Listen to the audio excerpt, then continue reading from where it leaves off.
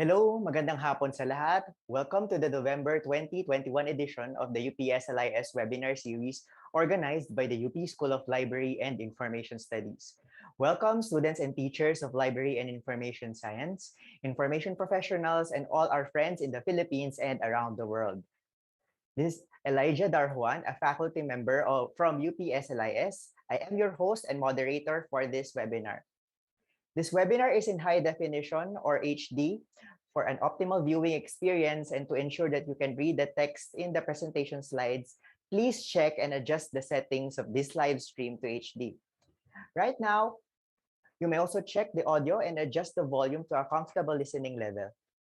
You can also watch this webinar live on our YouTube channel and on our Facebook page, UPSLIS. You can also watch our official channel on Twitch TV, twitch.tv/UPSLIS. This webinar is still part of our #Webinar Wednesday that we started July last year. The webinars are also part of the celebration of the 60th anniversary of UPSLIS. This webinar is made even more special as this is our initial offering in celebration of the Library and Information Services Month this November.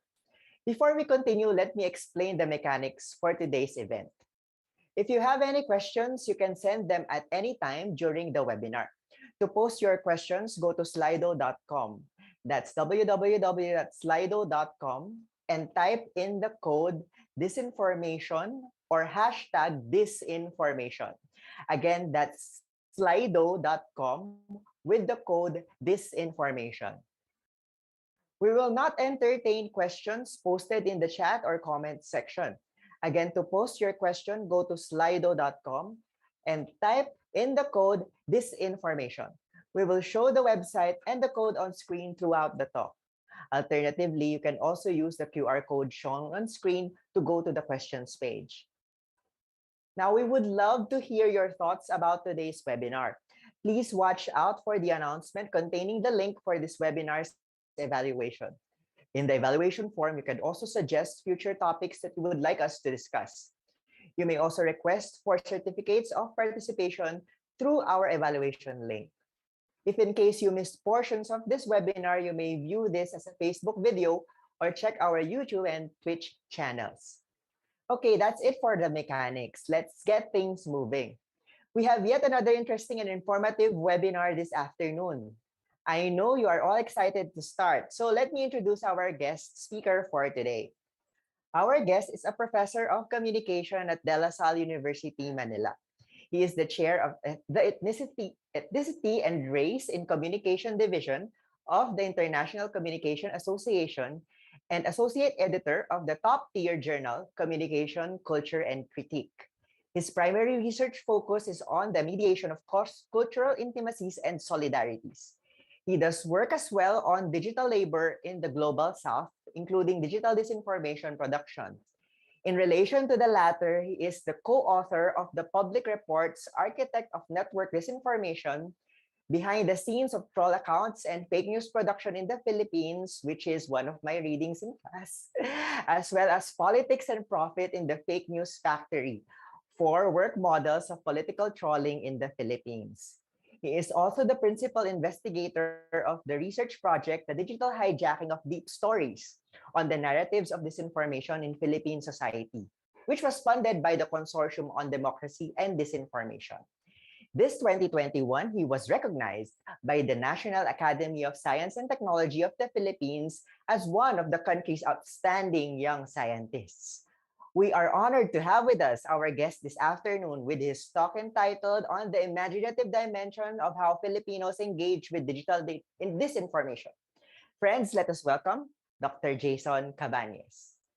Hello, good afternoon to everyone, and thank you, Eli, for that lovely introduction. And of course, I'm super happy to have been invited by UPSLIS.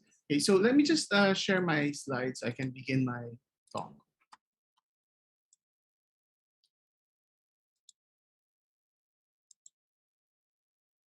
All right.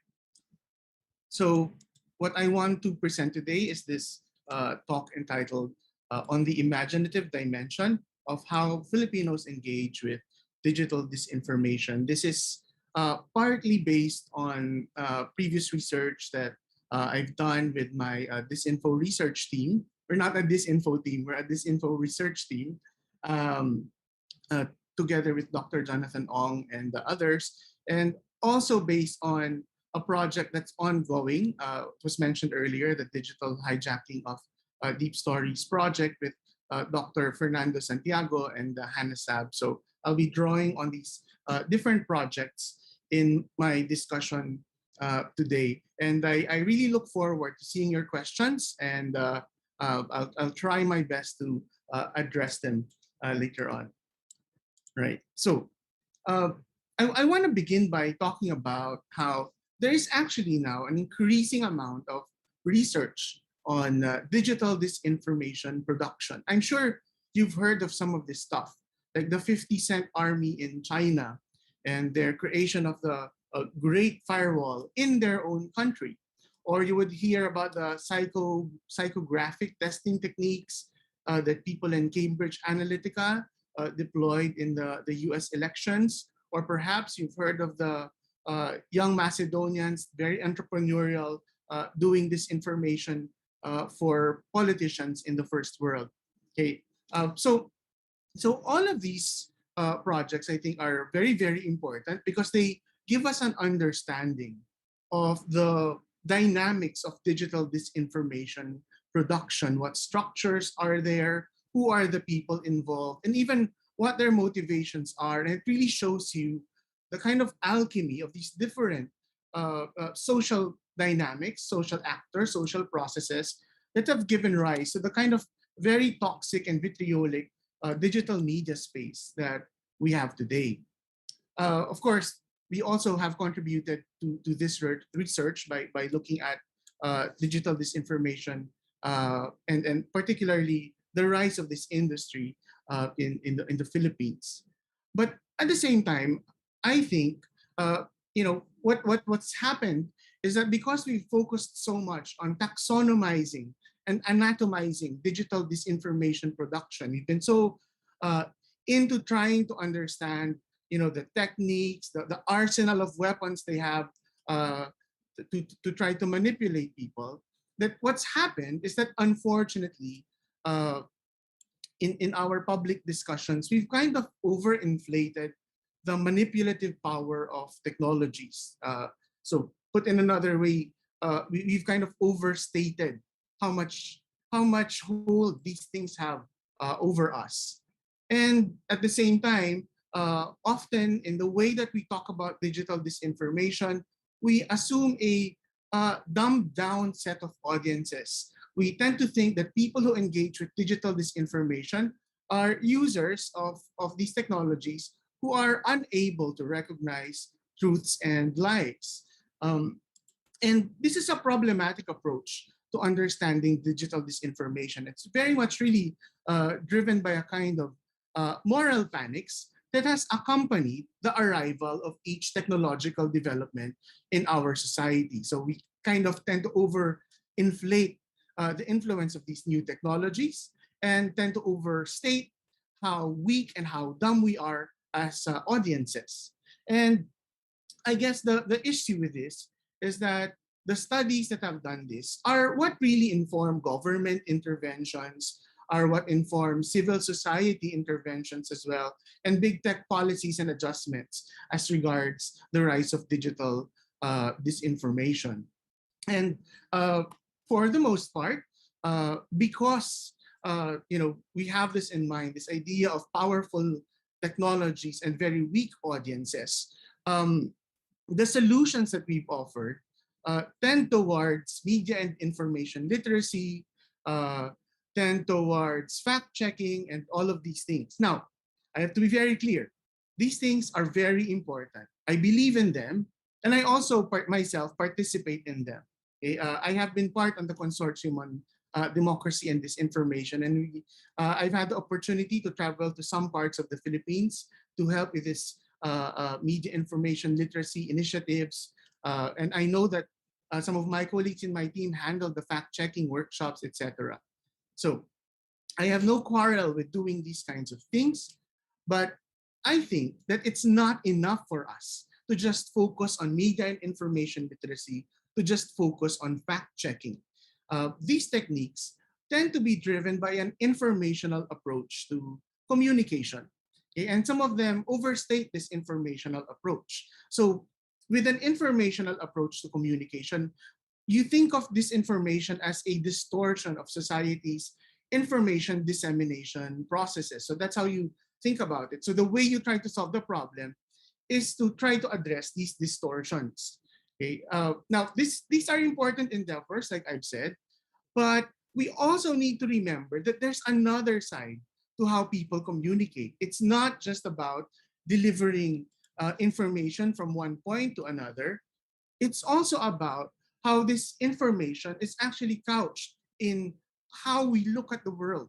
Okay, the way that we interpret things is always shaped by where we are coming from, and so this is why I propose the imaginative approach to communication to try to complement an informational approach to digital disinformation. So, uh, just to be clear, I want us to do both. Want us to do the informational approach, but also this imaginative approach that unfortunately many people seem to forget. Okay, so this imaginative approach to digital disinformation is less about distortions in the information dissemination processes, but what it does is to go back to the cultural, narratival, and emotional roots of fake news and political trolling online. We want to understand where these things are rooted in terms of human sociality. Okay, so one of the things that I put forth in the kind of work that I've done on this, a theoretical piece that you can find in Journalism and Mass Communication Quarterly. If you get to the end of this presentation, there is a QR code to the free version, open access version of that thing, because not everyone has access to JMCQ. One of the problems that we have today is that a lot of the things that might help us fight this info are behind paywalls. So I'll give you the free version later on. But going back to what I was saying, digital disinformation, I think, is really about they're also about engaging with powerful social narratives that people hold on to. So a lot of this fake news and trolling that we see online, they try to connect with these social narratives that we have. And these social narratives very much inform how we imagine the political world that we move in, and consequently, how we might relate to others and how we might behave, and of course, how we might interpret digital disinformation. So it's really important to pay attention to these social narratives that are out there. Okay, so how do we actually do an imaginative approach to digital disinformation?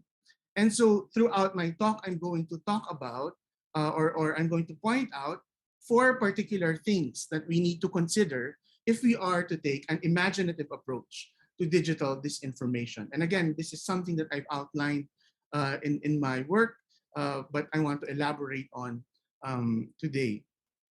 So the first thing is that the first 2 are connected to the production of digital disinformation. And then the last 2 are more connected to the topic that we actually have today, which is how Filipinos engage with digital disinformation. So the audience side of this equation. Okay, so first to the production side. I think it's important for us to remember that digital disinformation producers, what their talent really is, it has to do with connecting to people's shared social narratives, and in particular, what we call deep stories. So these are things that we always talk to each other about, and this gets reinforced, and this eventually is where we draw from when we look at digital disinformation. So if we put it in Filipino, this might be what we call our hugot. This is our hugot when we imagine what fake news and political trolling campaigns are all about. Okay, so digital disinformation producers are very, very good at this, trying to understand what our shared social narratives are, what our deep stories are, what our hugot is.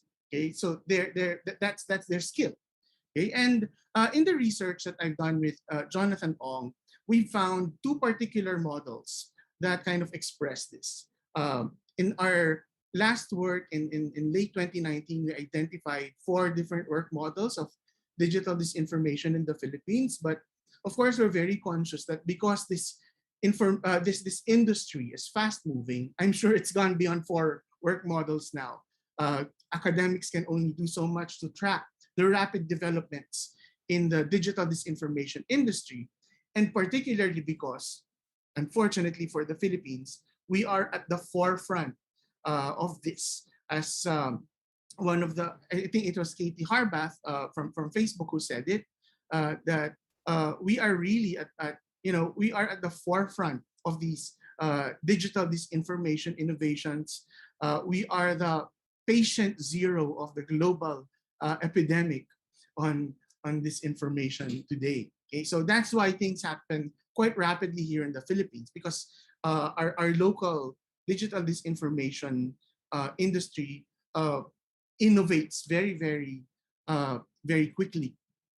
Okay, so one model that we saw, and I think that still tends to predominate the digital disinformation industry, is the so-called ad and PR model. Okay, so just to very briefly talk about this, this is a model where you have what we call the chief architects of digital disinformation coming from the ad and PR industry. So not that they're now still working in multinationals or companies, but some of them came from there and have ported their knowledge now of advertising for brands and for celebrities, and have hyper extended them into the realm of politics. And we've actually had a chance to talk to these chief architects of this information. And what they tell us is, what they brag to us is that they are experts in understanding the pulse of Filipino people. So they know what the deep stories are. And that's what they use as a springboard for the disinformation campaigns that they make. So very clearly, from the perspective of production, they know that this information is not just about information, it's about the imaginative dimension of this communicative process, because it's really at the front and center of how they produce fake news and political trolling content. Okay, so that's one thing. They try to get the pulse of people, and it's an art that they've learned. They say, and so that's why they're adamant against people who say that the disinformation that's being done here is coming from China or Russia or elsewhere, because they're saying in a very twisted way, hindi galing yan sa labas. It doesn't come from outside. Filipinos are talented. We make our own this info, and they're very proud of that. Okay. Now, apart from this ad and PR model, which is very problematic, there's also the clickbait model of digital disinformation production. Now, this one is less reliant on the talent of an individual chief architect who's able to imagine or to pulse how people think of issues. Here, it's more reliant on algorithms, and it's these algorithms that determine which materials go viral online. And once these algorithms have determined this, then this is what they share in their different social media platforms. So the whole goal of the clickbait model is not necessarily to push for a particular politician or a political issue. It's more, they just really want to earn money. Okay, so that's the whole goal of the clickbait model. So in some ways, it's much more dangerous because it doesn't care about political leanings. All it cares about is which content can be the most viral and we can earn the most out of. And unfortunately, the most viral content tends to be very toxic, tends to be very vitriolic, misogynist, racist, and all of these problematic things that have made our digital media sphere quite stressful in the last few years. So that's the first point. A digital disinformation, producers are adept at connecting to people's deep stories. The other point that I had about digital disinformation production is that not only are they very good at figuring out what our shared social narratives, our deep stories are, they're also very good at weaponizing the language that people use in telling their narratives about the social world. Okay, so they deploy particular kinds of aesthetics. They deploy particular kinds of popular culture content uh, to create different kinds of campaigns. And here I'm slowly moving into the more recent work that I have with Dr. Fernando Santiago and with Hannah Sab um, on the digital hijacking of deep stories in the Philippines. So our interest in trying to find out what the social narratives are. Okay, so one thing that we've tried to look at is how digital disinformation producers have deployed these vernacular aesthetics and popular culture content and historically distortionist campaigns. By vernacular aesthetics, we mean, on the one hand, when you do memes online, it has to feel authentic, not manufactured from the top down. And the reason for this is that they want these materials to appear like it's coming out from actual supporters. And eventually they will uh, kind of encourage actual supporters to come out with their own content. But we cannot deny that this is seeded by paid professional digital disinformation workers. Okay, so they try to create this feeling of authenticity. So if you look at the memes, they don't appear super professional. They're just like someone, one of us could do it. So it feels very organic in that sense. On YouTube, however, they try to aim for a more documentary-like kind of feel to connect to what people expect in these particular kinds of videos. So they pay attention to this, the local or the vernacular aesthetics. Which content will require more authenticity, and which content will require the look of authority, like a pseudo or fake documentary. And these have proliferated very much on YouTube. So that's one. The other thing that we've concentrated on is the use of similar vernacular aesthetics and popular culture content um, towards racist COVID-19 disinformation. And here I want to highlight as well that, unfortunately, digital disinformation is not just the realm of one political group, it's happening across the political spectrum.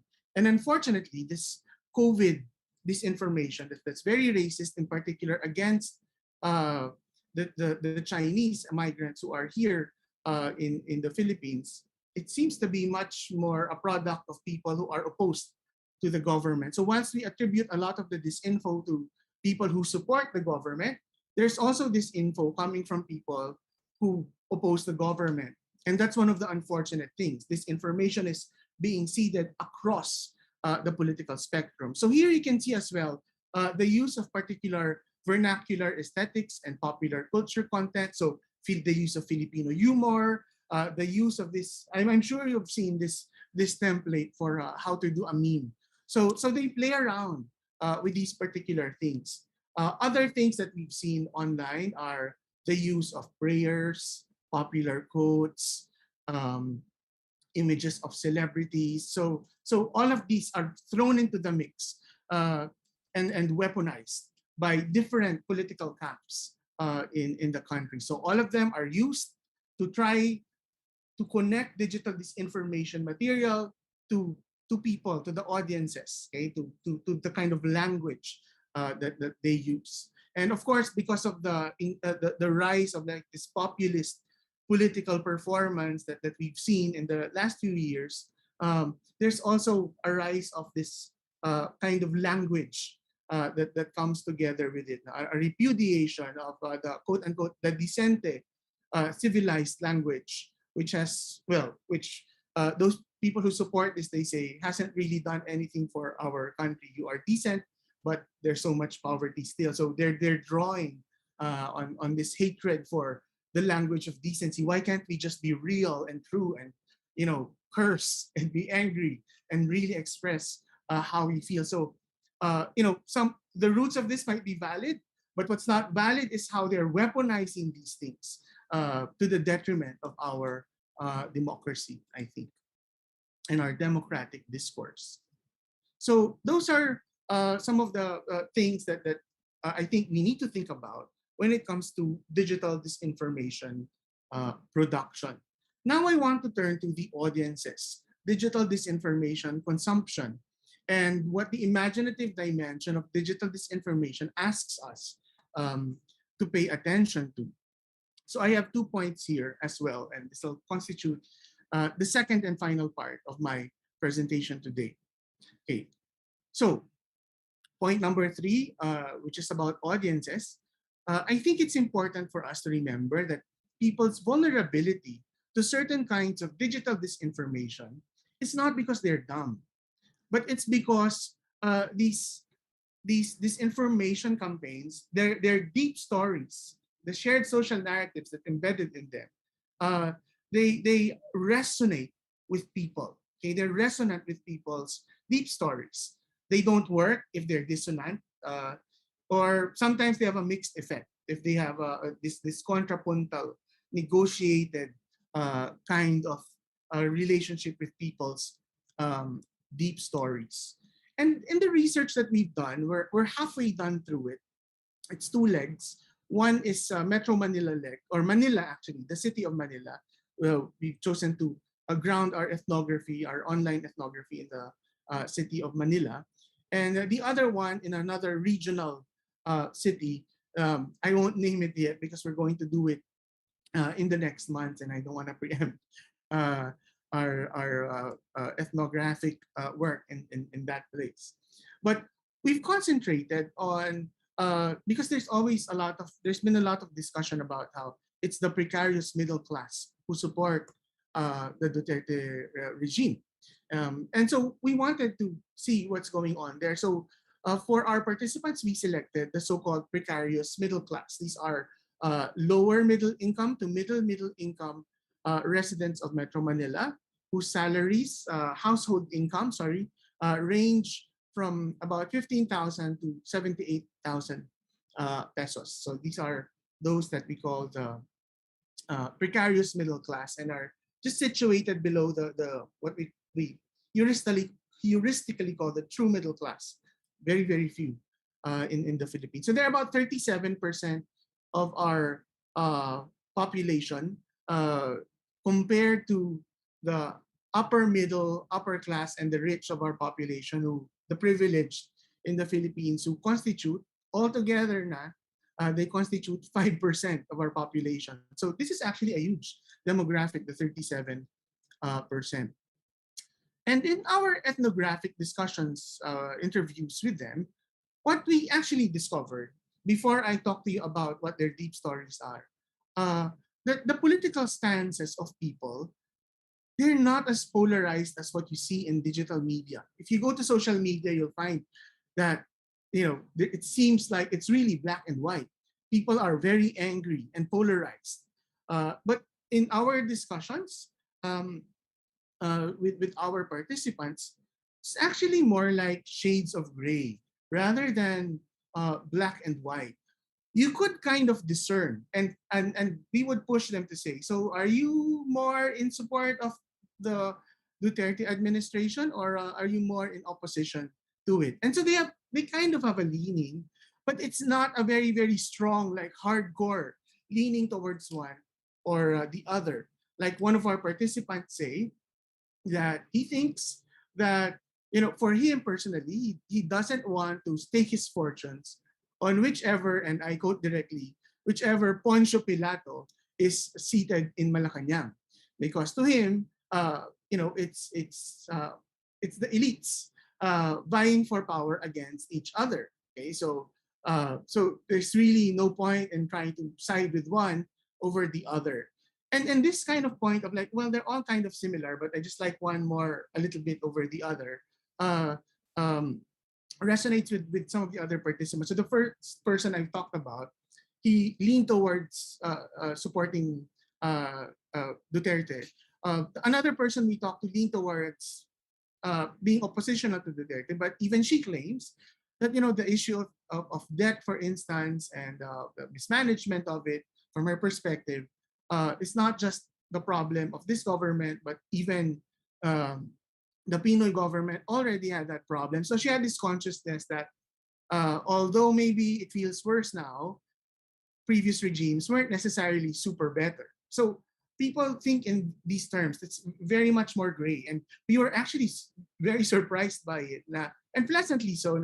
Okay, so this country isn't as polarized as we imagine it to be in social media. At least for the precarious middle class, they're a bit more gray, although they do have particular leanings towards one um, and the other.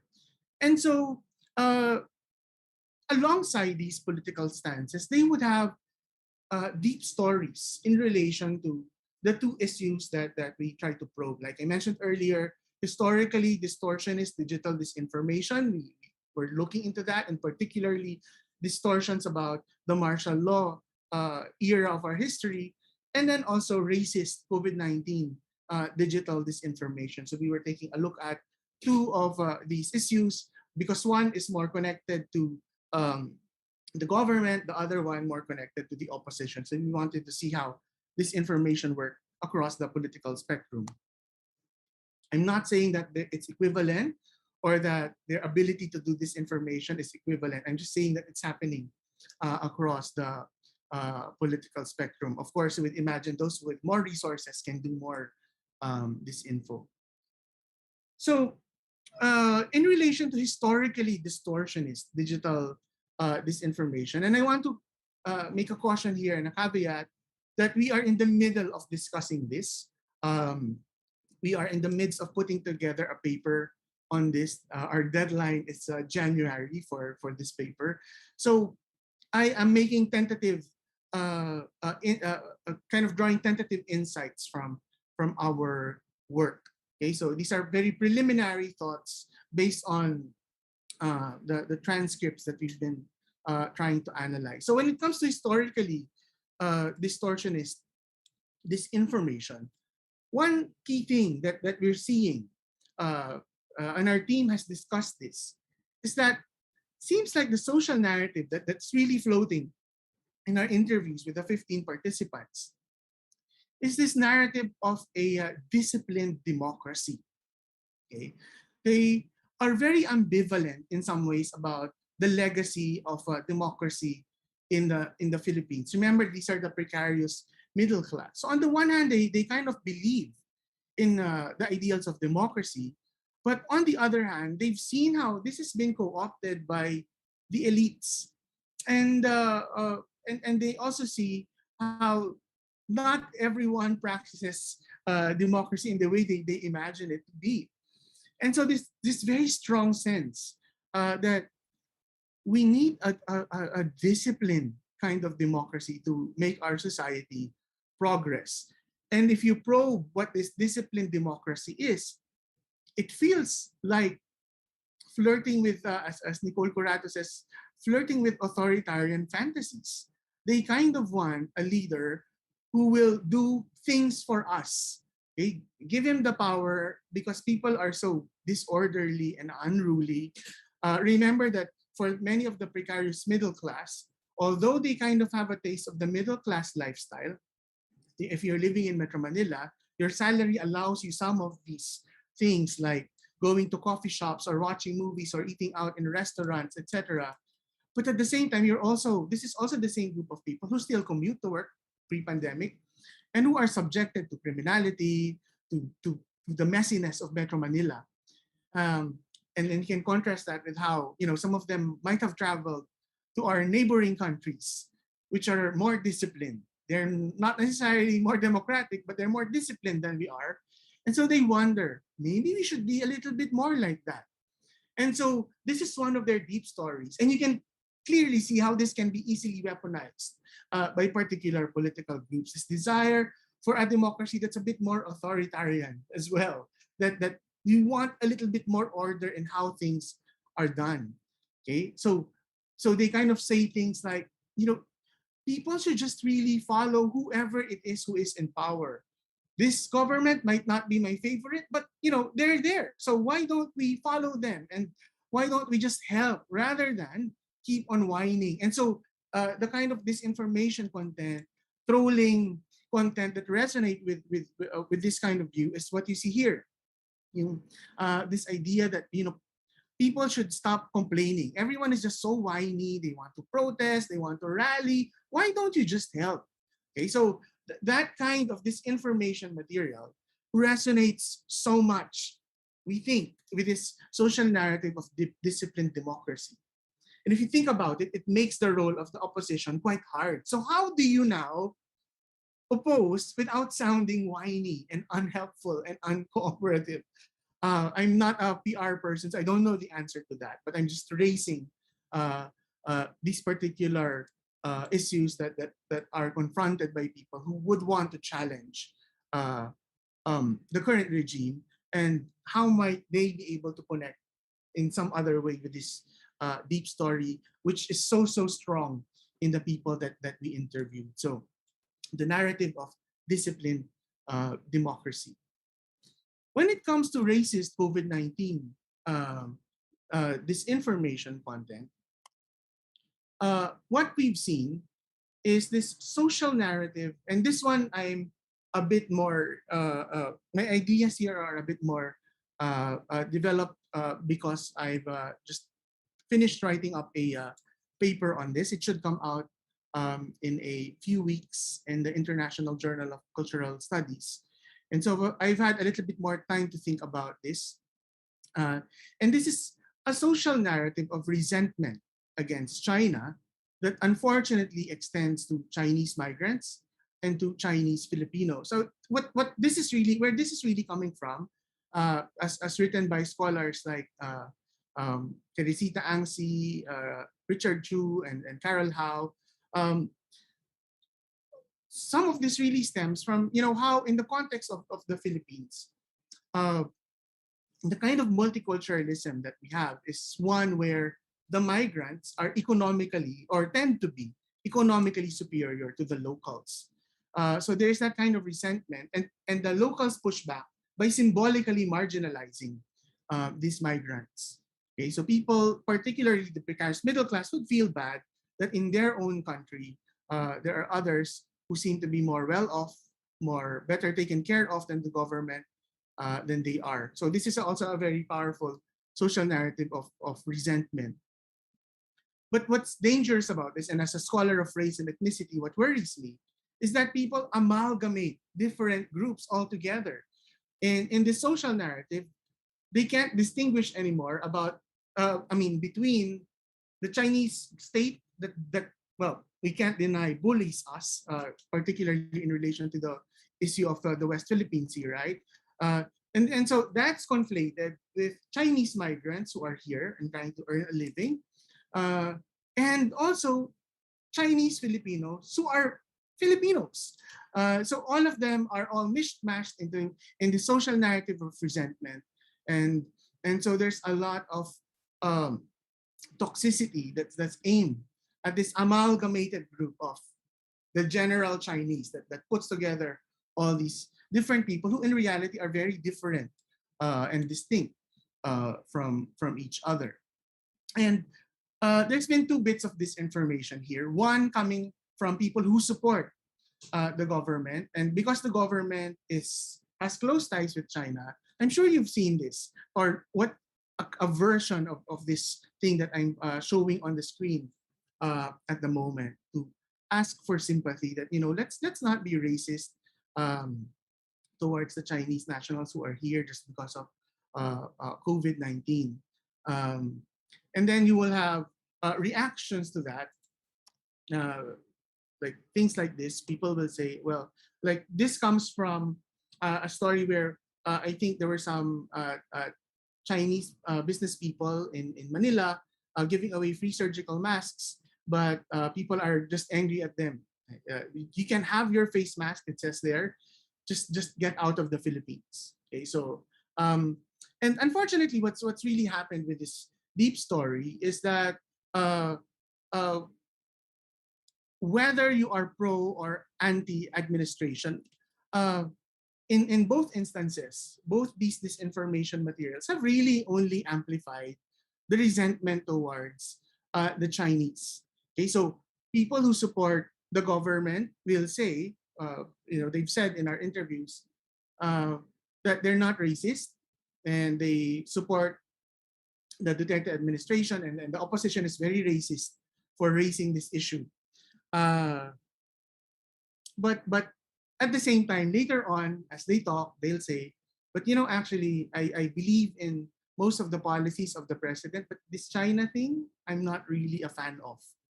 Okay, so in some ways, that's the only effect of this the opposition campaign, the opposition aligned campaign about the anti-Chinese sentiments, that it makes the supporters of the administration uh, also not like the Chinese, but it doesn't make them not like the government. They find a way to have mental acrobatics to say, we're still okay with the government, we just don't like this particular stance that they have. And then they'd say um, quite problematic things about it's really the Chinese intentionally bringing COVID here, and these Chinese migrants who are here, they're dangerous, they're all going to make us sick, etc. So very, very racist sentiments that also resonate in other parts of the world. You're seeing that. Those who support, those who are more aligned with the opposition, they would also be very careful and say, we're not racist. We understand that maybe, this wasn't intentional on behalf of China, etc. But at some point during the interview, they'll validate what racist sentiments say. They say, I don't agree, but I understand. I understand why people can be racist. It's not something that I don't get. So they kind of subtly validate this thing. So in the end, the social narrative of resentment becomes very heavily reinforced across both camps. So it's really quite problematic. And so the last point I wanted to make, and then I move on to my final slide. This is my second point about audiences and how they consume, Filipino audiences and how they consume digital disinformation, is that people's interpretations happen within the broader social context of their media consumption practice. So we shouldn't imagine people as interpreting this information on their own in kind of like direct effects kind of way. That it doesn't happen that I see this info and then I absorb it in my brain and I'm affected in a certain way. That's not how it goes. Interpretation of disinformation content is so much more social than that. It happens across time, so your ideas might change over time and within reach of the people who are around you. So your friends, family, your peers, if you're a student, your teachers, professors, the media, all of these social actors have a role to play in how you might interpret digital disinformation. So it's not an individual act of interpretation, it's embedded in human sociality. And that's what I want to emphasize. And this is what we've seen also in the work that we've done. So these are some of the things that our team, we've begun to identify. What are the key social dynamics that are at work and how people interpret digital disinformation? Okay, one is that it seems that for many of the precarious middle class, the challenging everyday life contexts that they have, and they said that more so in the time of the pandemic, where you're dealing with problems of health, problems of joblessness, on all of these things, they don't want toxic and stressful political news. So that's one thing that affects the way that they consume stuff that they see online. So what does this mean? That what happens because they don't want to engage with toxic and stressful political news? Often what happens is that they see stuff on social media, but they don't click on it, but they see the headline. So in many ways, if you're able to deliver your message just by that short caption on Facebook that accompanies your text, or by a meme or something like that, they won't delve deeper into it, but it will still affect how they see things. Okay, and so this thing that they say, oh, I don't like politics, it's too toxic, it's too stressful. Actually, it distorts their view of political issues because they don't get to see the nuances of these different issues. Rather, they see it on the surface because they don't want to engage with it deeply. And that's a kind of environment where digital disinformation producers can exploit so very well with their very simple memes, very simple one or two sentences and hashtags and things like that. So that's one thing that we are seeing. Uh, a second thing that we are seeing is this very strong anti-elite and anti-intellectual stance, okay, which I think connects much to the populist moment that we have, that the enemy is the elite. And unfortunately, and I think this will also resonate with the other scholars, academics, uh, uh, library people, information studies people who are here, uh, people will say, why are you the experts? Why should we listen to you? You guys are all biased. You know, we try very hard to be very nuanced in our argumentation, to back it up with references, with research, etc. The whole fact that we are part of the elite of society, we are highly educated, that makes us an object of hatred as well. So this very strong anti-elite, anti-intellectual stance. And it's combined with this notion of fact checking. So people are very conscious of this, that they will be ridiculed if they don't fact check or if they don't say that they fact check. So the people that we interviewed said that, well, we actually fact check. Okay. And they know the steps. If you ask them, what are the steps of fact checking? And this is why I'm saying fact checking is not enough. Uh, because these people are well versed with the fact checking lingo. They know the steps. You know, number one, you look at this thing, you verify where did this come from, and then you look at other sources, and then you make your assessment, something like that. But the problem is that this anti-elite and anti-intellectual stance that they have means that it's also affecting who they think we should believe in as sources of authority in terms of the sources of our information. Whom should we turn to? Should it be these intellectuals, these elites, these people who don't seem to be on our side? So that's where the issue is. They fact check, but the sources where that they use to verify, it's not necessarily the same sources that we imagine are authoritative and legitimate, because they have this very strong anti-elite, anti-intellectual sentiment, which means that they don't want these traditional authoritative sources. And so that's a problem we have to confront. And we can't solve that with endless fact-checking and media and information literacy only. We need to get to the social problem behind it, which is this strong stance against sources of authority, including academics and researchers, and also including mainstream news media. And that's the third point I have there, is that unfortunately, mainstream news media is not perfect, right? But the answer is not to shut them down, I think. The answer is to ask for reforms because we need our news media. But unfortunately, this shortcomings of mainstream news media open up a space for pernicious digital influencers who say that they give voice to people's concerns. And so people now are slightly a bit confused. Whom do we turn to? The mainstream news media, who we know are kind of imperfect, or these digital influencers who seem to resonate with what we say and what we are concerned with. Okay, so that's one of the things that we need to think about. How do we really address this thing? But at the same time, I also have to say that for most of the participants, news media, mainstream media is still important. They're not dissing it. They're still thinking that they're a bit less certain, but that's still part of their equation. And what they say also very nuanced. When it comes to non-political things, they can trust mainstream news media that they won't frame it and spin it their way. So when it comes to weather, when it comes to maybe health, then they have more belief in mainstream news media. It's when it comes to politics, when they're a bit more iffy, believing the mainstream news media. So it's not that these people don't like news media.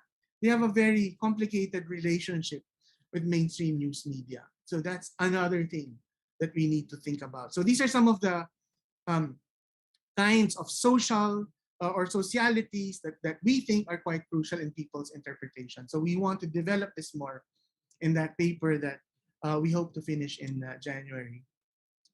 And so I'd like to end now.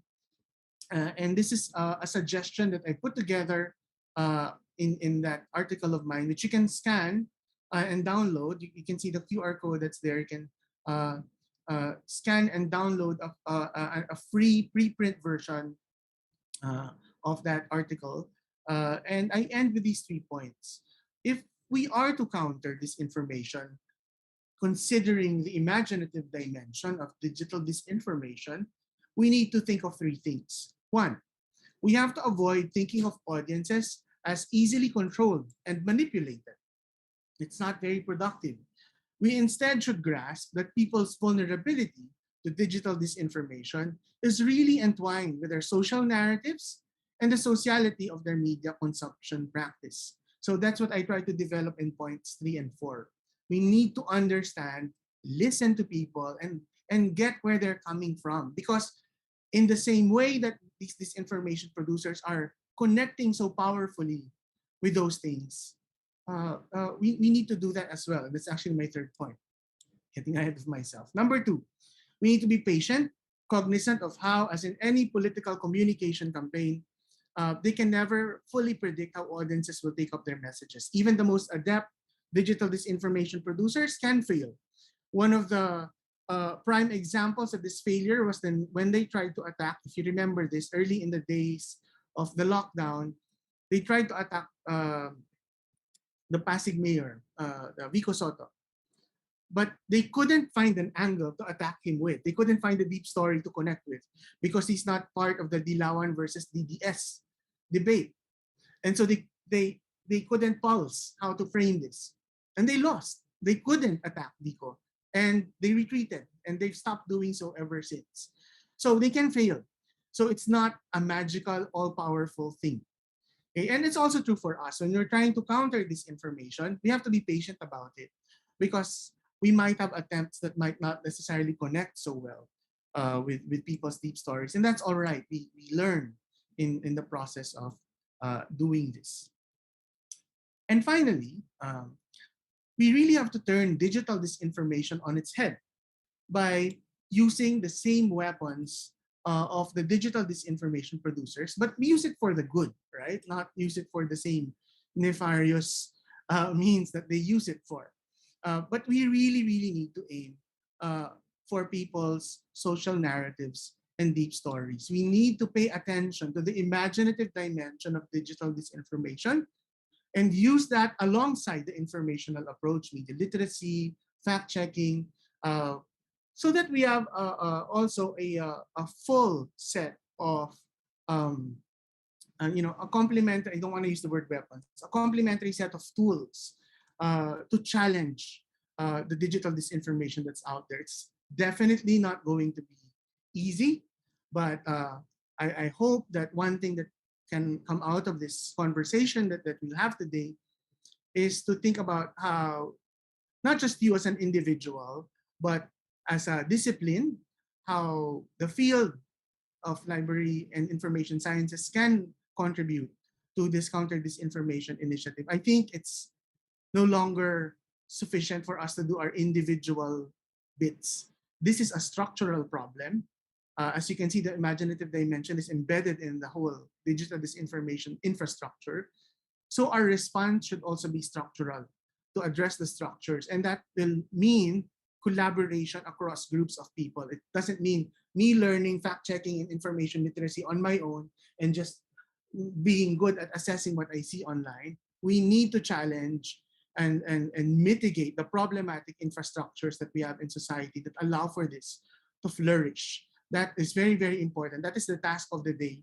I think is for different sectors to come together uh, with a clear sense of this imaginative dimension and how we might incorporate that in our counter disinformation efforts. So I want to end my presentation there. Thank you so very much for listening, and I look forward to your questions. Thank you very much, Sir Jace. It's such a very timely and relevant topic, and we have been receiving a lot of questions. But before that, let me just mention that it's really great to hear from the author himself. I've read some of your works, and yeah, it's really enlightening that you have fleshed out how the social narratives and the imaginative dimension works. And impressing upon us that there should be a collective effort, since this is really a huge problem that we are facing today. So for those who just tuned in, this is our UPSLIS webinar series organized by the UP School of Library and Information Studies. To our audience, if you have any questions for our speaker, you can go to slide.do, sli.do, and type in the code disinformation. You can also use the QR code shown on the screen to go to our questions page. Please check the previously posted questions and upvote questions you might want to be prioritized. You can also comment on the questions if you have similar stories or experiences. Now, for some announcements first before we proceed, para makahinga muna ang ating speaker. The UPSLIS is pleased to announce the release of the 41st volume of the Philippine Journal of Librarianship and Information Studies, or PHJLIS, formerly the Journal of Philippine Librarianship, or JPL. This latest and special issue of the PHJLIS celebrates our 60th founding anniversary and at the same time honors the efforts of various people and institutions behind the progress of LIS education in the Philippines. The issue is a compendium of articles from 10 different library schools around the archipelago, and we hope this is a step towards developing a comprehensive picture of today's LIS education in the country. PHJLIS is an open access journal. You can view its issues at phjlis.org, and articles are available free for download. You may also submit your articles by logging into the same website. If you have any inquiries, you may send an email to editor@phjlis.org. We would like to express our congratulations to the PHJLIS editorial board, led by Professor Ira Benrostro Cabab, our editor-in-chief, with Professor Mark Anthony Santos, Associate Editor, and Professor Johan Frederick Cabab, Associate Editor, Layout Editor, and the 2021 issue editor. Now, we thank you so much to those who already purchased our SLIS coffee table book. For those of you who have no copies yet, you can now pre-order for our next sprint run. You can go to bit.ly/SLISCTB. Again, that's bit.ly/SLISCTB to avail of our UP SLIS coffee table book. And for those of you who have fond memories of UP SLIS or maybe ILS or ILIS, we also want your best, funniest, weirdest, oddest, scariest, happiest memories in SLIS through our project called #IRemember. If you have something that you want to share, please go to iremember.upslis.info. You might also want to check our 60th anniversary online exhibit at 60.upslis.info. Sorry, that's 60.upslis.info. Also, the Kaagapay project for UP-BLIS students of the UP Library Science Alumni Association, or UP-LSAA, is still ongoing. We want to ensure that every BLIS student is equipped with the required tools or gadgets for remote learning. The Kaagapay project is in support of the program of the UP system, Kaagapay sa Pag-aaral ng mga Scholar ng Bayan. You may donate in cash or in kind to help our BLIS students who may be struggling with remote learning. You may send your inquiries to uplsaa.inc@gmail.com. Finally, UPSLIS is still accepting donations for the construction and renovation of our new SLIS building. Here is your opportunity to contribute to UPSLIS and LIS education in the country. For your donations or other inquiries, you may contact us via email at admin@slis.upd.edu.ph. Some more final reminders to our viewers: please subscribe to our YouTube channel, follow our twitch.tv, and like our Facebook page, UPSLIS. That's UPSLIS on YouTube, Facebook, and in Twitch. Let me give some shout out to our viewers on our Facebook page. Thank you so much for watching. Ms. Roslyn from CLSU, Ms. Darilyn from St. Louis College of Valenzuela, Ma Andrea from UPHSD in Cavite, Ms. Vanessa from CLSU then, Ms. Nim Javier from Cavite State University. Hello po. Aldric from Pasig City. Another from Indang Cavite, Arian and Cristel from Tanawan City College. Maraming salamat sa pag-tune in ngayon sa pagsama sa amin ngayong hapon ito sa ating webinar. Now, let's look at the questions posted on Slido. I hope our guest, Dr. Jason, is ready. Sir Jason, are you ready for the questions? Try my very best. Ayan, oh, sige. So, let's have our first question, yung isa sa most upvoted questions on our Slido page.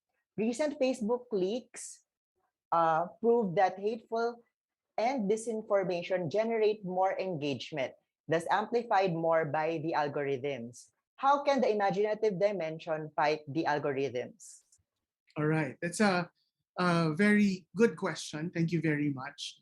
And I think it's really worth it going on. It's challenging, but it's worth it going on this track to move beyond just, like I said, fact checking and media literacy, which are important, but to look at the structural dimension as well, where the imaginative dimension really is rooted in.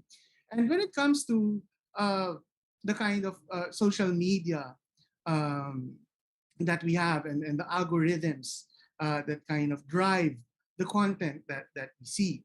I think, and this is beyond the scope of what we focused on in our work. And this is something that it's actually at the back of my head, looking at all the data that we have so far, is that there is another deep story or shared narrative here. And that deep story or shared narrative has to do with the social media that we have today. I think for many people, it's almost very challenging to imagine beyond our current digital setup, right? That's dominated by Meta, Mhm. the newly rebranded Facebook parent company. Um, it's dominated by all of these commercial enterprises, right? And that's really what's at the heart of the algorithms. It's commercially driven. It's for profit, right? And unfortunately, a lot of almost all the social media that we use today is driven by profit, and therefore the algorithms are are premised on maximization of profit, and it doesn't really necessarily matter, although they've tried to put mitigations in place, what this content is, because the important thing is creating the engagement, right? And so one deep story I think that's worth talking about, maybe a little bit beyond the scope of my discussion today, but certainly important and something I want to pursue, is that we need to imagine an alternative digital space. Because on the one hand, I guess for some of us, and someone already asked me about this, but Facebook and Instagram and these things, they're not all bad. I mean, we use them and we're happy using them. We connect with our friends, we can talk about our lives, and we freely said yes to what these services come with. Diba? They ask us, but we don't read. We just agree, and I will use the social platform, right? We don't really take a close attention, pay any close attention to that. And so how can we blame them? Is the question that I got in a previous talk that I made. And my answer to that is yes, it's true. There are things about social media that we love. That's why they've become popular. But cannot we imagine a social media that has that allows us to connect with each other, to tell our stories and all of that, but it's not necessarily commercially driven? A cooperative model of social media. It's hard to think about, but that's what I mean with an imaginative dimension. We need to get to the deep stories, and this is one. A powerful, pernicious deep story is that the only way to go is a commercial media. Otherwise, the other option is the China model that's super government regulated. I'm sure there's a middle ground. I don't know how, but that's why it needs collective effort. We need to imagine beyond our current situation. Thank you. Okay. So related po dun sa question, sa binanggit po ninyo earlier regarding Meta or Facebook as a platform, there's one question here. Will going back to Web 1.0 solve all of this? Like going back to the previous setup of the internet na less interactive, more static, like one way? Uh, I think some people might imagine this, but the cat's out of the bag. So I don't think we'll ever go back to that. And in fact, what Facebook is promising, that's why they changed their name to Meta, is to make it even more interactive, holographic, and all of that. And I know later on we have some version of that here. so so I don't think we're gonna go back to that anymore. But one thing and I have to be quite careful. I hope you understand. I have worked with Facebook and have an NDA with them, non-disclosure agreement. So I can only speak in generalities. Um, One thing that I've seen, you know, having a look at Facebook headquarters, um, that I think can help. It's not a return to Web 1.0, but more really in the balance of things. I saw there, I worked with people who care about the ethics of the platform, what it's doing to us. And there are teams there, the civic integrity team, all of these different teams that are working on how to make Facebook better. But they're not at the center of the table of the discussion. It's the innovations people, tech people who are at the front and center. And they're the ones who imagine all of these things. And I guess the debate there is that if you constrain their imagination, then they can't really think of these awesome technologies.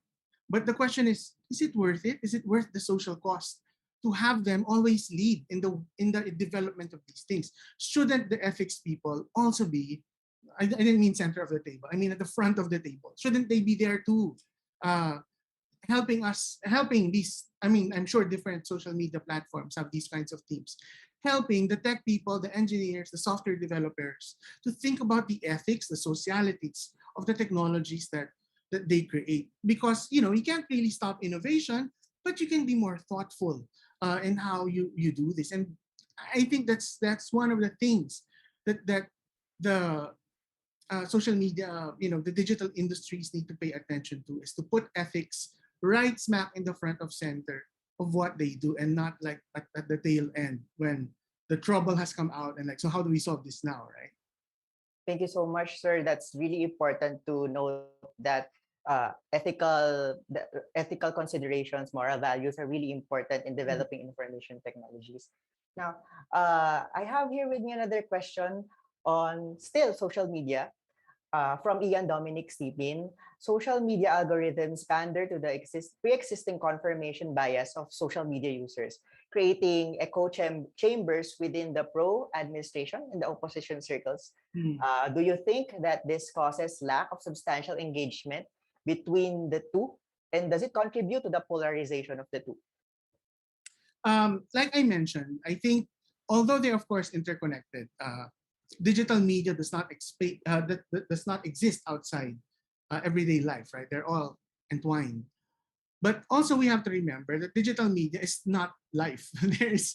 There it's so much more complicated than digital media. And just to highlight for you, when we talk to the disinformation architects in the aftermath of the 2016 elections, some of them who were the architects of losing candidates, they said, you know, the reason why we lost is that these traditional political campaigners, they don't really listen to us as much. I think they listened to them more in the 2019 elections. No, but it goes to, it reminds you that even with this info, it's not just all online. It's part of a bigger political machinery that's not just online. It encompasses traditional uh, political campaigning that can also be equally as dirty as the one that you find online in the digital. Diba? Yung, the traditional stuff, sometimes it gets drowned out when we talk about digital media. Vote buying, mga flying voters, those kinds of things.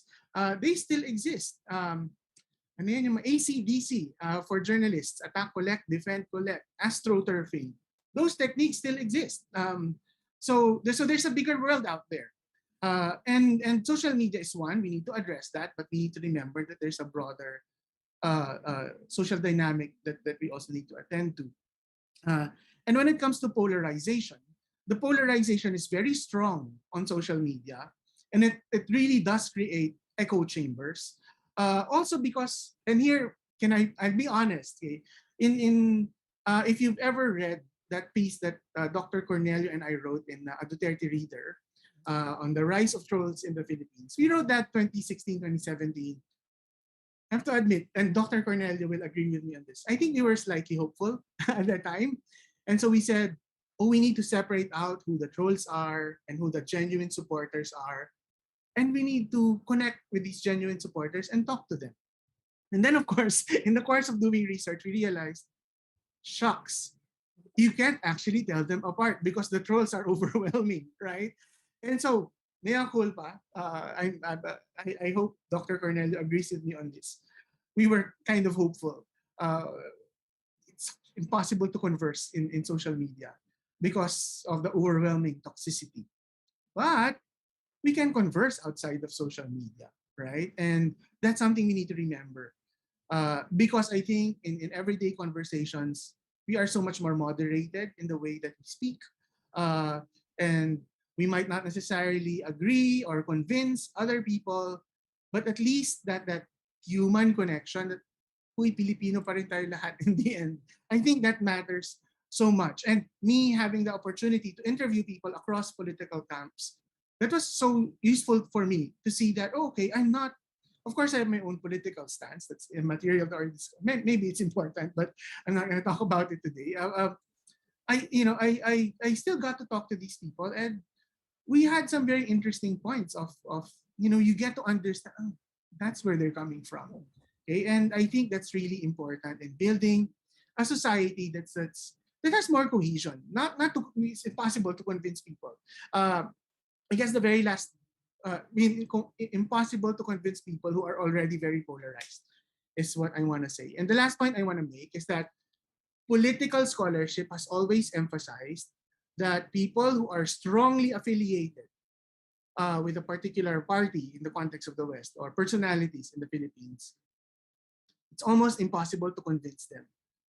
But the swing voters, those who are uncertain, that's where the work lies. And from what I've seen, what our team has seen, at least for the precarious middle class, there's a lot of gray area. They're not hardcore. And so that's the space for discussion that we can find. Not in social media where everyone is rapidly or rabidly pro or anti Duterte, and really no chance for a conversation there. Mm. That's a very good point, no, sir, that we're not only existing in the virtual world, pero meron pa tayong realidad na sa labas ng social media wherein we could actually converse and engage more people in a different manner kasi marami talagang nuances with regards to computer-mediated communication. And it, I assume it would be easier for us to engage people personally rather than just typing in or commenting. Yeah, but kaya lang, Eli, I remembered from what you're saying is that I think the problem now is we're in a pandemic and we're locked in our homes, and I think that's why the trolls, they're weaponizing this against us because it's harder for us to meet and gather and talk in person. Naging online most of our activities, and so that's a giant problem with an upcoming election.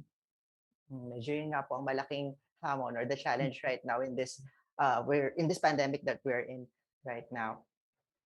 Related to another social media platform siguro, shiften tayo from Meta.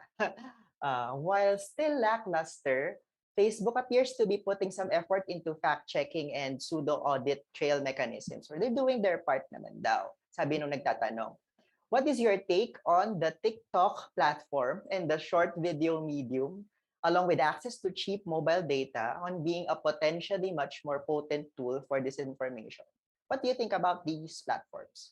Yes, thank you very much for that question. Very, very important.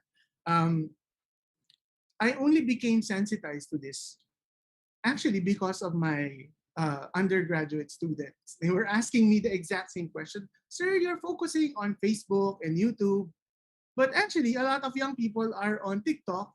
And do you know that there's so much disinfo there? And my answer then was like, "Ah, talaga? I didn't know because I'm not on TikTok." I guess that's my limitation as a researcher. I'm an old millennial and I did not know what was happening on TikTok.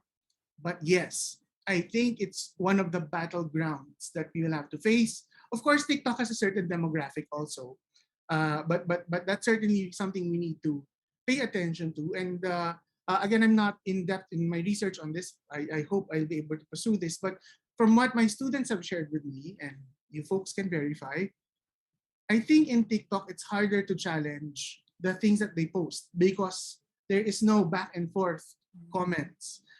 It's just the post. It's just the short video, right? And like what I said earlier, the popular vernaculars, the use of authenticity, for example, in these short videos, And I've seen examples. My students have shown me some of the examples. They can be very powerful, both for disinfo and counter disinformation. And I think, therefore, the people who are concerned with counter disinfo should consider this as part of the digital spaces that they need to pay attention to, and not just Facebook, not just YouTube, where a lot of disinfo is happening, but also TikTok. And may I just also say, this is one of the hardest ones, closed group chats. They're there, and they're weaponizing these closed groups. And even for researchers, it's very hard to get into the groups because you have to get the consent of the people, research ethics, right, to get into the groups and ask them. But anecdotally, I kind of know that it's being weaponized. And that's another arena that we need to pay close attention to. But certainly, yes, short videos on TikTok, those who are doing their thesis, perhaps you should look into this and what we can do. And I mean, what is the unique affordance of this platform? Because it's different from Facebook. And each affordance will mean that we need different strategies to create counter disinformation. Thank you so much, sir. It's important we're considering also other digital platforms as venues. But maging mapagmatsyag tayo rin sa mga lugar na iyon, hindi lamang sa Facebook, kundi pati na rin sa mga ibang virtual spaces. Now, for our viewers, if you have any questions, you may post it by going to slido.com or sli.do.com and typing in the code disinformation. You can also scan the QR code on the screen to directly go to the questions page. Now, I hope you're familiar with the Communications Decency Act in the United States. There is a question related to that in our Slido page. Do you think that Section 230 that exempts social media companies from content bias liability should be scrapped? Okay, that's a difficult question for me, only because I'm not very familiar with the policies that are in the US. But I would imagine this would have something to do with freedom of speech, right? And not regulating particular, like social media, for example, in terms of speech. And how this translates to the Philippines, I think, and we've discussed this elsewhere as well in our work with my different research teams, is that it's really hard to regulate on the side of content because that's a slippery slope toward censorship, right? Doesn't matter which admin, whether it's this admin or some other admin in the future, we don't want government telling us what we can and cannot say politically, right? I think that's scary, no matter which government is in power. And so this is why, in relation to digital disinfo, to us, the way to think about this is not to solve it on the level of consumption, but on the level of production, of the creation. Less disinfo coming out, less things people have to deal with. And so the way to do that, one super concrete way to do it in the Philippines is digital campaign finance regulation. In the same way that we regulate campaigns that are not digital. Okay? Like, I mean, I'm sure you've seen this, like how many inches should a poster be, blah, blah, blah, how many minutes on TV, and all of that. We have nothing on digital. You can spend however much you want. You can use whichever nefarious disinformation things you want. And there's no regulation around it. We really, really need to do that. Because that will kind of help with this problem. So, kind of like approaching it in a different way. Rather than censoring, you are approaching it from campaign finance. So you're not dealing with the content, speech content, but you're dealing with the practices behind the creation of these things. So I think that's a more viable way forward. As a report to the people who are here, we worked with Congressman Manuel Zubiri. He filed a bill for exactly for this, for campaign finance regulation. 2 or 3 bills, I can't remember now. Unfortunately, it didn't get past the first reading. 3 guesses why. But I think one way to move this again is because during that time, it was just really the team of Congressman Subiri approaching our team and working together on that. And they actually led a lot on it. We just provided input. I think we need a more kind of like collaborative team. Okay? And not maybe not our team, but like real people who can help in crafting this thing and pushing for it. Experts in lobbying, legislation, and all of that. We need to get our weight behind it. Maybe that's the way forward with this thing, so that we can get it, over the net and have a true digital campaign finance regulation law. Thank you so much, Sher, for that very good suggestion on regulating the digital campaigns. No, related to legislation, there's another question here.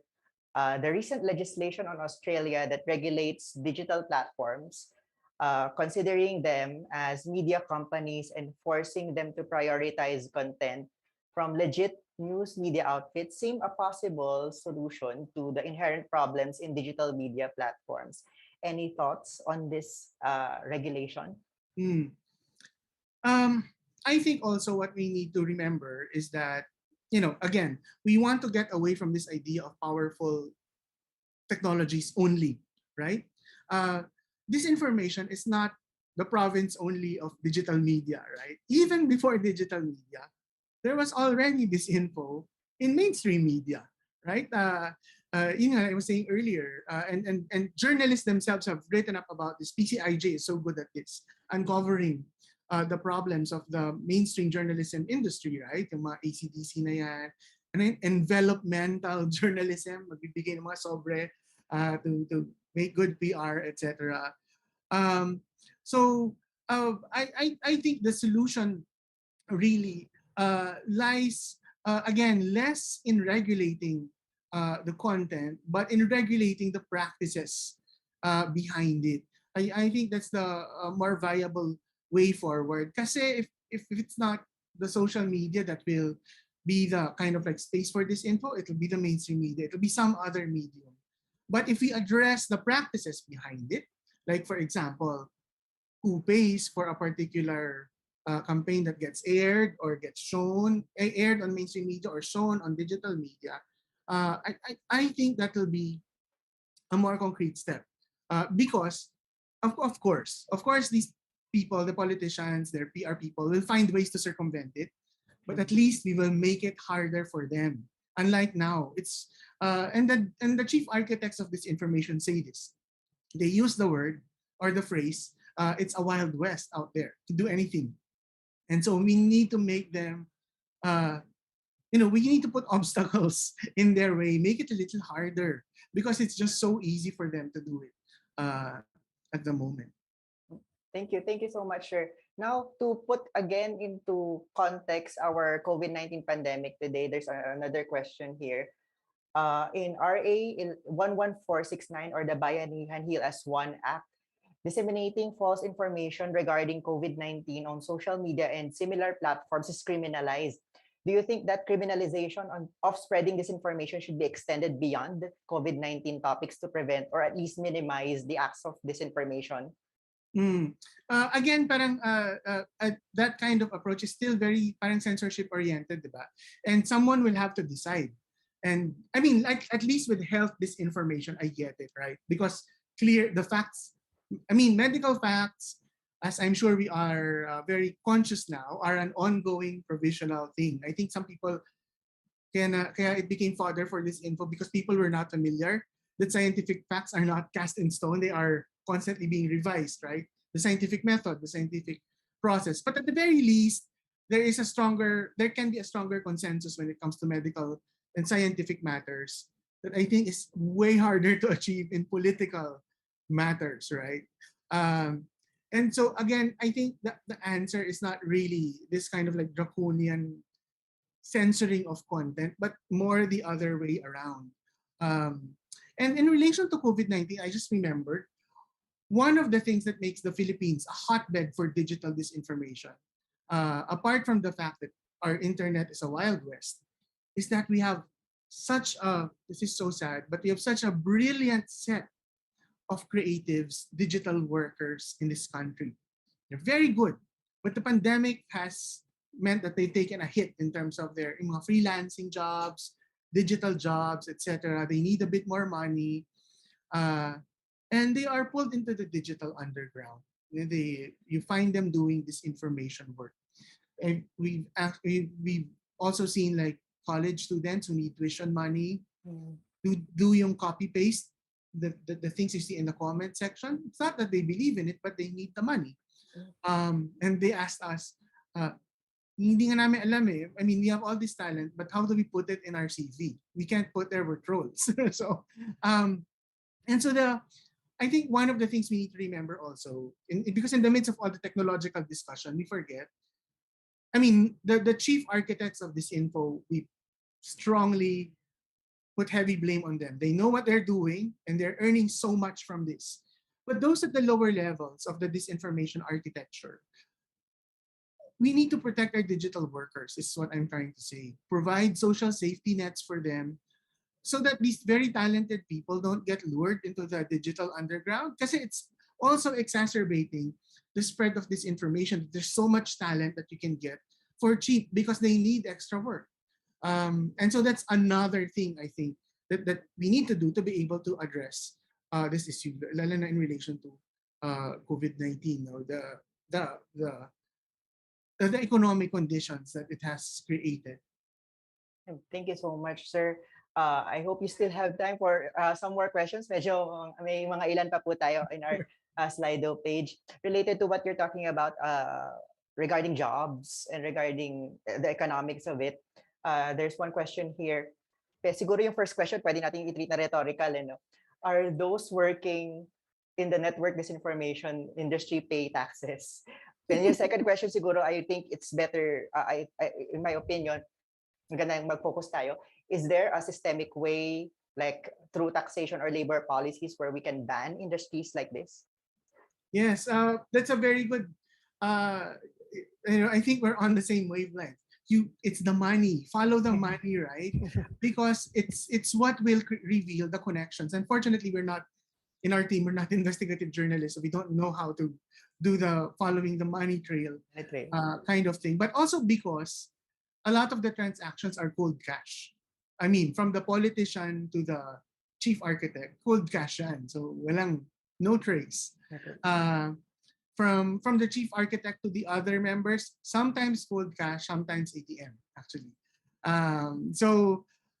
But it's I think because if we try to do, sorry, I keep on coming back to this. If we try to push for campaign finance regulation, then it'll mean that politicians will have to declare, diba? Parang, who did we pay? How and so therefore they need to pay their taxes, etc. But it's not just that. It's not just for the paying of the taxes. It's the declaration that we hired these people, and so that will make them think twice about doing this info work that's aligned with these people, right? Similarly, the digital influencers that we have, they don't have self-regulation.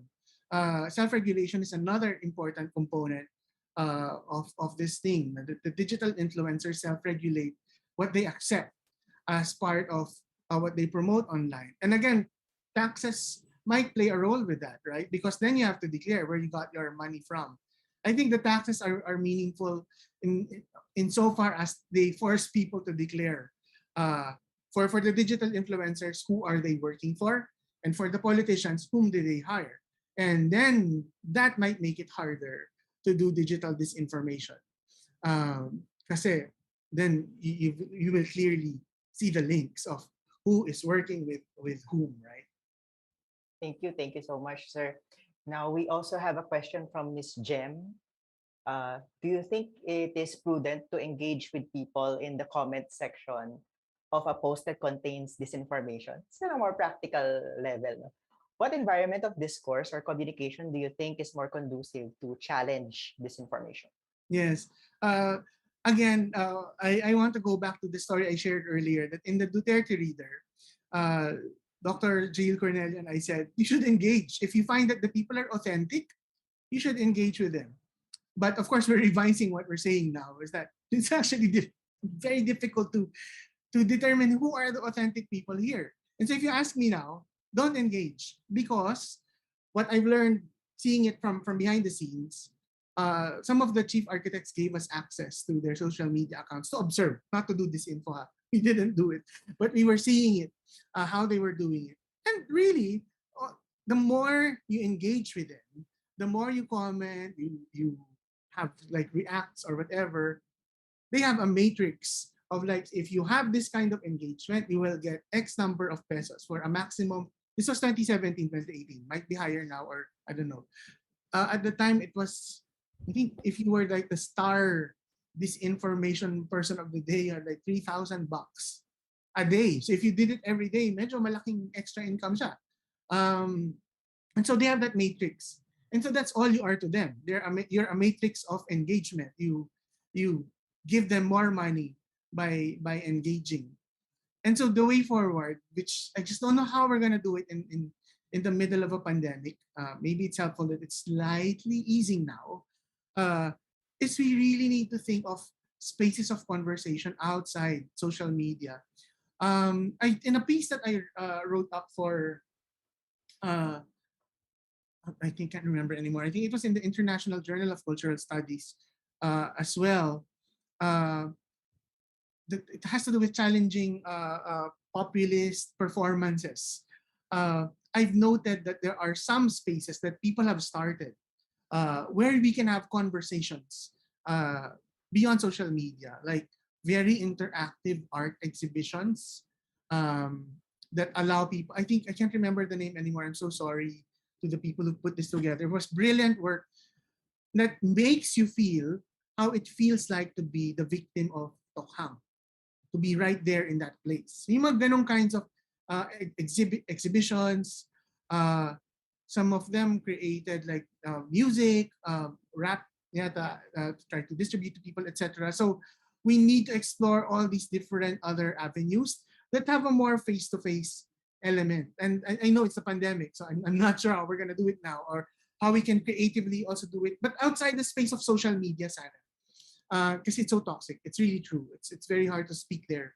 But outside that space, I hope we can imagine these alternative ways where we can get to communicate and reach out to each other and talk to each other. Thank you, sir. Thank you so much. That's a few more questions na lang po.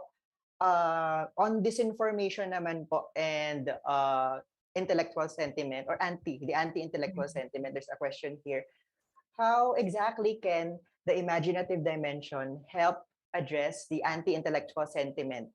Yung observation po nung nagtanong, recent FB discourses illustrate how people are more open to ranting about being hurt after being confronted with facts rather than reading or changing. Will the imaginative dimension help with this emotional aspect of our social media users? Certainly, because the imaginative dimension tells you it's not just about MIL and fact checking, right? Because people shut down. People shut down when you try to correct them. And that anti-intellectual thing is so strong, so strongly figures in that, right? But sino ka ba? Bakit feeling mo ang galing-galing mo? Even though sometimes magaling naman talaga yung tao and tama naman yung sinasabi niya, but it's that imaginative dimension that matters. No? When you think about the imaginative dimension, you recalibrate how you engage with it. That this might not be the best way. There are people who are more open, and so therefore fact checking them and engaging in MIL will be very, very helpful for them. But it doesn't always apply to everyone. So the imaginative dimension reminds us that we need a roundabout way that considers their emotions, the narrative, their narrative roots, their cultural roots when they engage with these kinds of materials. This also reminds me that a lot of the work on challenging this info has come from news media, from what we call serious media. I think people forget entertainment media has a super important role to play because it shapes our imagination of things. And the fact that we don't have, I think, enough resources on entertainment media that will constantly remind us to create the narratival, cultural, emotional ground for it. Constantly remind us. For example, in the case of martial law, what was it like really during the martial law years? I'm thinking along the lines, not of factual documentaries and things like that. We've done lots of great things around that, but it might be difficult for that to cross over to people have who are shutting down. If any one of you is like me and is a K-drama fan, uh, you will know that they have lots of K-dramas that are historical, but the history is not the main story. It's the background to some love story, like something like Mr. Sunshine, or something like the Chicago typewriter, or something like that. I think we need more of those that suffuse our imagination of our history. Na hindi siya sobrang direct, but it just constantly reminds us. Like, I don't know, like, and production people will be more helpful with this, and library and information science people can work with these production people to create these kinds of work na based on history but fictionalized. Na maybe it's a love story, but happening in the background is martial law, and you see all these things that are going on. And the more of that we have, then the more that'll stick to the imaginative dimension of people. Yes, it's a good suggestion, sure. No, we need more of like Dekada 70, Yes. those works that really, oh nga, wala, andun yung setting, pero hindi naman, it's a different, a narrative altogether. Yeah. Different, a fictional narrative within a historical context. Yeah. TV series will be very, very helpful because it's always there on, Yeah. on TV and on YouTube or whatever streaming site. Thank you. Thank you so much, sir. I hope you still have time for 3 more questions. Madami po talaga tayong tanong today, and we're very glad to receive those questions since really alam natin na interesado ang ating mga nanonood ngayong hapon sa ating paksa.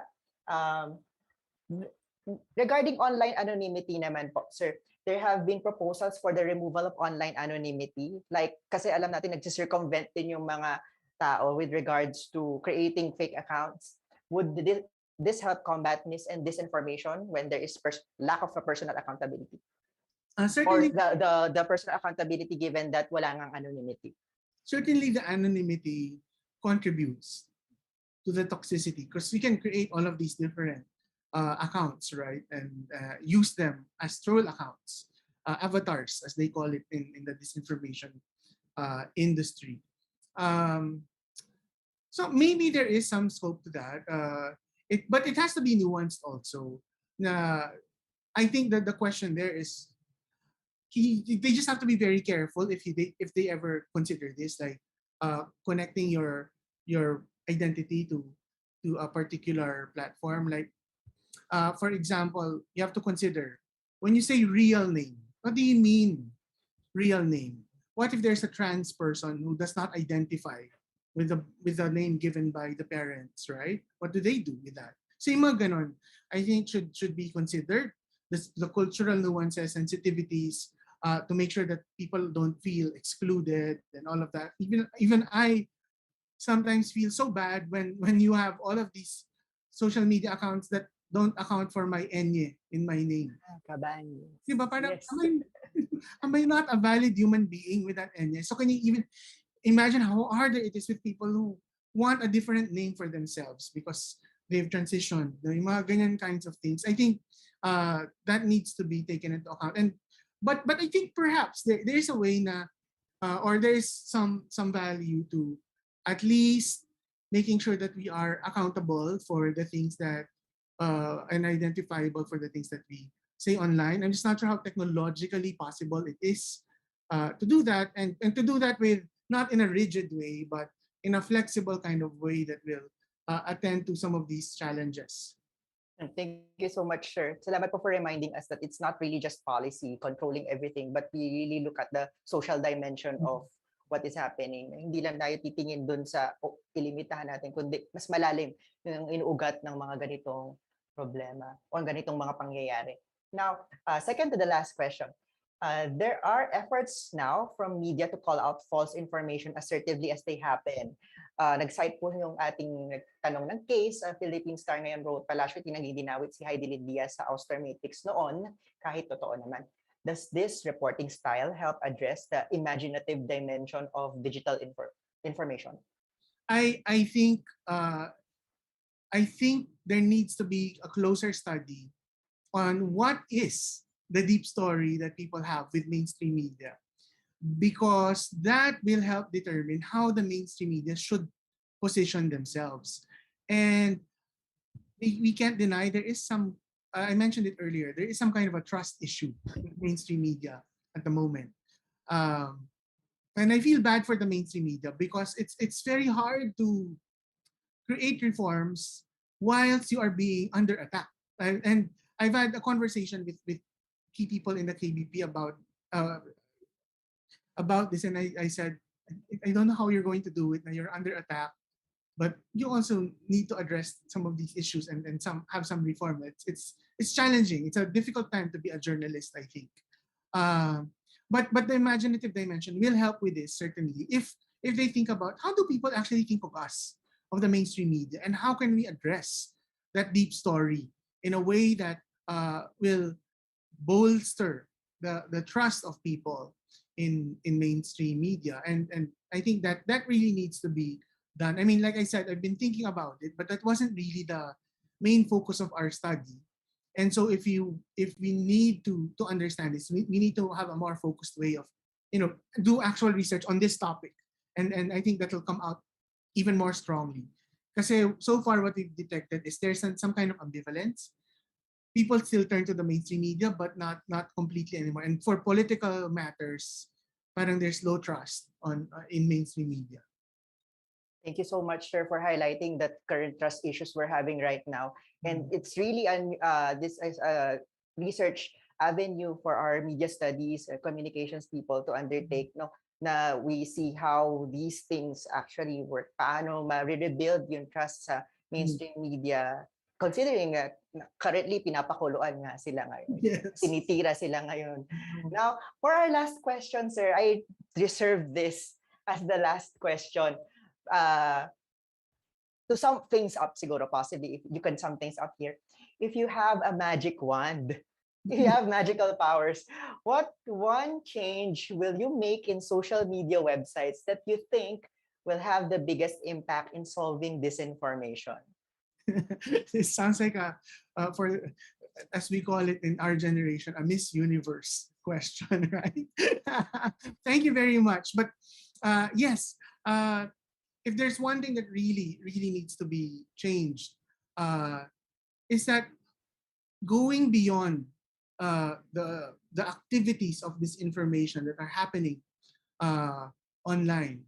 I think the way that social media contributes to this is that it's really their very structure, that commercial orientation of mainstream media. Um, for lack of a better term, the kind of like neoliberal ethos, capitalistic ethos of these uh, companies. If we can imagine an alternative internet that is more based on a more cooperative model, uh, that considers people's shared values and the things that we cherish, like democracy and discourse, democratic discourse, this information will not disappear. It will come out in some other media because these info producers need jobs. They will find a way to spread this info somewhere else. But with mainstream media, I think um, things will be easier. I mean, it would be less toxic if it were a cooperative model. And if I had a chance to wave one more magic wand, uh, it would be really to the going beyond social media to being going beyond the technological. We really need to listen to these people who are angry and who are, because at the end of the day, the people who are being ambivalent about our democracy, meron naman silang totoong concern eh. And the fact that they're dreaming of like authoritarian things is problematic, but the point is they want change. They want things to be better. It's just that they can't see how. And that's what we really need to address. How can we have a different imagination of a better Philippines that's not based on these authoritarian fantasies that we need more discipline, we're too democratic. In fact, we're not democratic enough, right? That's what the problem is. So how can we imagine uh, a kind of social progress in our country that really listens to these people and connects with their concerns, because they're really concerned about criminality and security and all of these things. Can we offer them an alternative uh, imagination? Because then in that context, this information would, specifically the one that we have now, wouldn't work as powerfully, because people will have a different idea of what our society needs. So it's the imaginative dimension. So it really goes back to people's hopes, aspirations, and dreams for what they want our country to be. So we shouldn't. That's why I keep on saying they're not necessarily dumb. We need to listen to them. Hindi lang nila alam how to articulate or how to move forward. And so they're flirting with these ideas of authoritarianism, etc. But at the heart of it, they're not happy with our current situation. And I'm sure many of us are not happy with our oligarchic democracy. And second one is, sana lang we can find a way that's not authoritarian. How can we move forward with that? That would, I think, mitigate so much of the problems that we have today if we had a magic wand. Thank you so much, sir. No, thank you so much for proposing the use of your magic wand and kumbaga instilling that imaginative dimension among our social media users. Maraming salamat po, Sir Jason, for answering our viewers' questions. I know many of our viewers have learned so much from our discussion and your answers to their questions this afternoon. We will now award the Certificate of Appreciation to our speaker. Our certificate reads the University of the Philippines School of Library and Information Studies presents this Certificate of Appreciation to Jason Vincent A. Cabañes, PhD, for delivering his valuable webinar entitled On the Imaginative Dimension of How Filipinos Engage with Digital Disinformation, as part of the 2021 UP School of Library and Information Studies lecture series in celebration of its 60th anniversary, given this third day of November 2021 at the University of the Philippines, Diliman, Quezon City. Signed, Paul Jason V. Perez, SLIS Faculty and Head, SLIS at 60 Committee, and Mary Grace P. Golfo, Barcelona, B. Ito na po yung certificate, Hey, sir. So I hope matanggap niyo po niya dyan. Ayan. galing.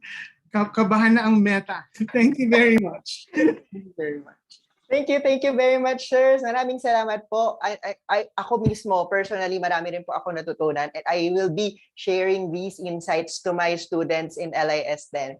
Do you have any upcoming talks or any projects? Anything you would like to promote sa ating Yes. mga viewers? There's one thing that I'd like to promote. It's going to happen on Friday, the 19th of November, 2021, from 11 a.m. to 12:30 p.m. It's a workshop on how you can make your research global. So it's geared towards early career researchers. And it's an event being organized by the Ethnicity and Race in Communication Division of the International Communication Association, of which I'm chair. And so we'll feature a good range of speakers. Someone who Divina Sarwate from University of Hyderabad will talk about her reflections on being an early career scholar and trying to make it global. We'll also have Dr. Melissa Click, the editor of Communication, Culture, and Critique, one of the top tier journals in the field. We'll talk about how to get published in journals. We have Dr. Lik Sam Chan from the Chinese University of Hong Kong. Will talk about how to get into international conferences. And we'll also have Dr. Ella Karim, who will talk about how to build academic networks. She's from University of Science Islam, Malaysia. So I hope we'll see you there, especially for the early careers who are interested in getting your research out there. The whole point of this talk is to challenge the hegemony of Western scholarship in communication as a field and have more voices from the global South. Thank you very much, sir. We wish you all the best. Marami pong salamat for sharing your knowledge and insight on the topic of disinformation. We wish you the very best in all of your endeavors. Maraming salamat po muli. Now, uh, to all our viewers, thank you so much for joining us, and we hope you all had a great learning experience from this webinar. Thank you also to our SLIS faculty for making this event possible. Special shout out po to our hardworking and ever reliable tech team, Professor Nathan Isi, Professor Mark Santos, and Professor Dan Dorado for managing the tech side of this event. Special shout out din po to Professor Ira Benrostro Cabab for inviting our speaker. Maraming salamat po, natutuwa po kaming nakasama siya ngayong hapon. And to Professor Johan Frederick Cabab and Mr. Dridge Paul Reyes for their work on the graphics and publicity materials. Please check our YouTube channel for the webinar. If you missed this webinar, you could go back to our YouTube channel or Facebook page. And to give feedback and to request for certificates, you can go to bit.ly/IT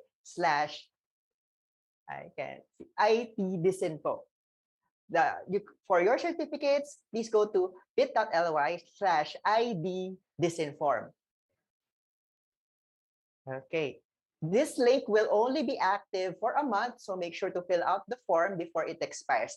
You can still leave an evaluation at any time. And if you missed portions of this webinar, you may rewatch it as a Facebook video or check out our YouTube channel. For updates on our upcoming activities, please follow us at our official Facebook page, UPSLIS. And subscribe to our YouTube channel and Twitch channels, youtube.com/UPSLIS and twitch.tv/UPSLIS. You can also catch our online talk shows on YouTube. For the record, Faculty Room, the student-produced digital scholarship lecture series, Coffee Break, Reflections and Conversations, and a new series called Off the Record, a student-led spin-off of our For the Record series that discusses key concepts in archives and records management. If you like our videos on social media, please don't hesitate to like and share them. Watch out for our next month's webinar offering on December 1 at 9 in the morning with our guest, Dr. Ricky Punzalan of the University of Michigan, who will be presenting Archives and Social Relevance, the Promise of Critical Archival Studies in Archival Education and Practice. That will be on December 1 at 9 a.m. Please mark your calendars for this event. That wraps up our webinar Wednesday for November. Once again, this is Elijah Darhuan, your host and moderator, wishing you all the best. See you soon. Magandang hapon po sa ating lahat.